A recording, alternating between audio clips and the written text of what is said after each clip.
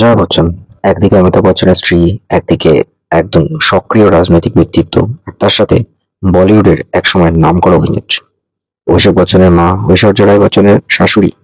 তো তার তো একটা পরিচয় নয়, তার অনেকগুলো পরিচয়। এহেন জয়া বচ্চন ইদানিংকালে এতটাই অ্যাংরি হয়ে উঠেছেন, এতটাই অ্যাংজাইটিতে ভুগছেন কিনা জানি না, বিরক্ত হয়ে যাচ্ছেন কেন তাও জানি না, যে যত যাই হোক তিনি তো একজন পাবলিক ফিগার। তো এতগুলো পরিচিতি যার, তাকে সামনে পেয়ে যে কোনো ফ্যান বলবে যে একটা সেলফি তুলবো।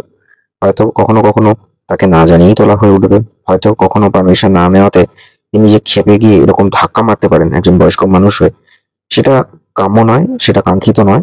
সেটা কোথাও বাকি ফ্যানদের মধ্যেও কিন্তু তিনি একটা বিরক্তি পাত্র, হাসির খোরাক হয়ে উঠছে। তার তো বয়স হয়েছে। সেই জয়া বচ্চন যদি এহেন কাজ করে যে ঘুষি মেরে ফ্যানকে দূরে সরিয়ে দিচ্ছেন, তার ভক্তদেরকে দূরে সরিয়ে দিচ্ছেন, তাহলে বাকি ভক্তরা ভাবে যে না, এই মানুষটার থেকে দূরে থাকাই ভালো।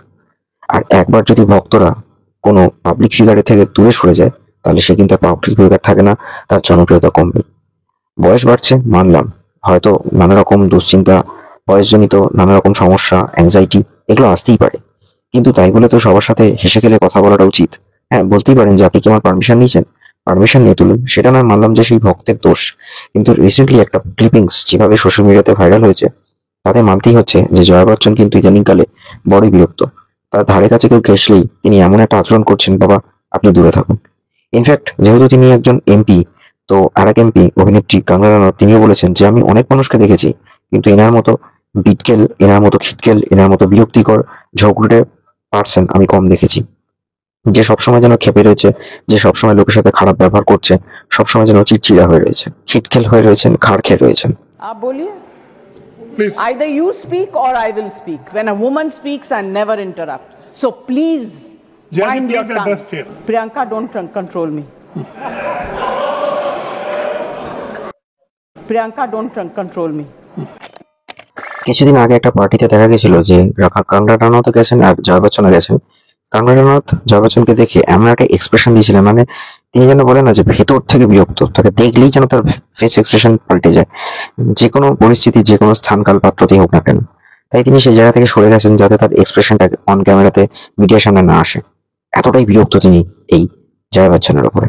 এবং তিনি সর্বক্ষণই যেন এমন একটা ওভার স্মার্ট, মানে তার যেন বডি ফ্লেক্সিবিলিটি, রিফ্লেক্স প্রচন্ড ফাস্ট জয়া বচ্চনের।